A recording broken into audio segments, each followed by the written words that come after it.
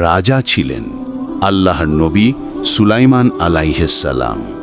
তার ছিল মানুষ, পশু, জিন, সবাই তার আদেশে চলত।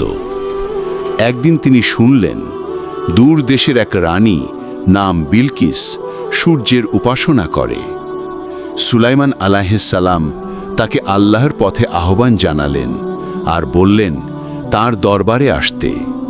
বিলকিস যখন রওনা দিলেন, নবী বললেন তার সাথীদের, তোমরা কি পারবে তার সিংহাসন আমার কাছে এনে দিতে তার আগেই যখন সে আসবে? এক শক্তিশালী জিন বলল, আপনি আসন থেকে উঠার আগেই আমি আনতে পারব। কিন্তু তখন এক ব্যক্তি যার ছিল আল্লাহ প্রদত্ত জ্ঞান বলল, আমি চোখের পলক ফেলার আগেই এনে দেব। আর মুহূর্তেই বিলকিসের রাজ সিংহাসন এসে উপস্থিত হল সুলাইমান আলাইহিসসালামের সামনে।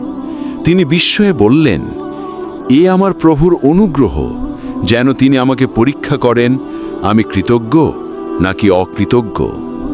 যখন বিলকিস এলেন, দেখলেন তার সিংহাসন সামনে, তখন তার হৃদয় ভরে গেল ঈমানের আলোয়। তিনি বললেন, হে প্রভু, আমি সুলাইমানের সঙ্গে আল্লাহর কাছে আত্মসমর্পণ করছি।